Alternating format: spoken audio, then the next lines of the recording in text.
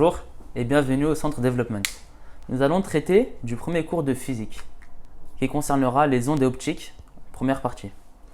La physique dans le programme de PASS est une matière assez complexe.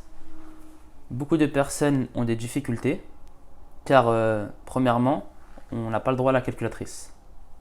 C'est-à-dire qu'on va utiliser des arrondis et il faut être bon en calcul mental. Ce que j'entends par être bon en calcul mental, c'est d'avoir les petites méthodes pour aller plus vite lors du concours. Je vais vous faire un rappel de calcul. Tout d'abord sur la proportionnalité. Imaginons une valeur est égale à un rapport A sur B.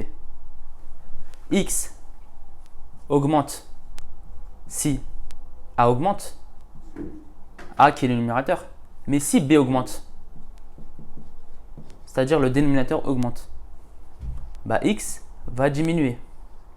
Dans le premier cas, on peut dire qu'ils sont proportionnels. Dans le deuxième cas, on va dire qu'ils sont inversement proportionnels. Puis nous allons voir les puissances de 10. 10 puissance A fois 10 puissance B. C'est égal à 10 puissance A plus B. C'est très important. Puis nous avons le rapport 10 puissance A sur 10 puissance B. C'est égal à 10 puissance A moins B. Veuillez faire attention au piège. Si B est négatif, alors dans ce cas, moins par moins deviendra positif. Puis nous avons 10 puissance A, le tout puissance B. Cela fera 10 puissance A fois B. Puis nous allons parler des vitesses. La vitesse qui est le rapport d'une distance sur le temps. La distance est d'une dimension spatiale qui sera en mètres. Nous allons voir les sous-multiples du mètre. Premièrement, nous avons le mètre, puis le décimètre, qui est 10 puissance moins 1 fois plus petit que le mètre. Puis le centimètre 10 puissance moins 2, millimètre 10 puissance moins 3, puis le micromètre. Micromètre qui sera 10 puissance moins 6. Et le nanomètre, 10 puissance moins 9. La connaissance de ces puissances est très importante pour la réalisation des QCM. Puis nous avons le temps, qui est une dimension temporelle, qui sera en secondes. Le temps, par exemple, ici on peut voir une période. Nous avons une onde. La période est le point où le cycle recommence. Par exemple, ici, juste avant de descendre, et ici, juste avant de descendre.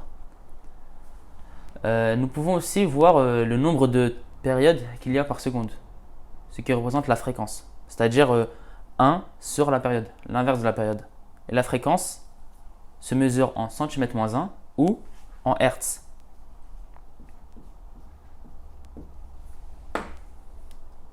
Dans ce même chapitre, nous allons traiter du phénomène de la réfraction, qui consiste lorsqu'une onde, un rayon ou un faisceau pénètre un autre milieu, alors sa direction sera changée. Par exemple, une paille dans un verre d'eau. La paille aura une inclinaison particulière avant d'entrer dans le liquide, c'est-à-dire l'eau.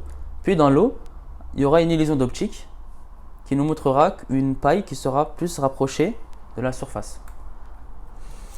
Ce qui sera important à retenir ici, c'est les angles d'incidence premièrement, c'est-à-dire par lequel la paille pénètre à partir du premier milieu.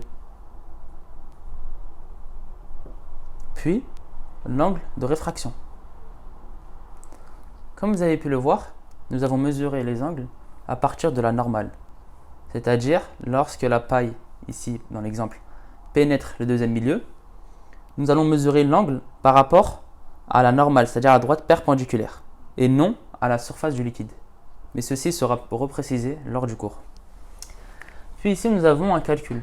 Par exemple, ce qui arrive très souvent, nous avons le sinus d'un angle est égal à une valeur, ici x. Nous voulons savoir la valeur de θ de cet angle.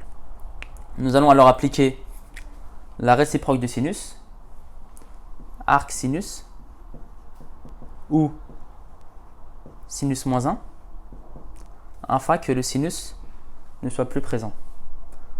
Ainsi, il restera de ce côté θ et de l'autre côté arc sinus de x.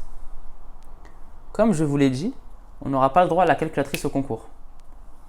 Donc les valeurs de arc sinus possibles seront données dans l'énoncé.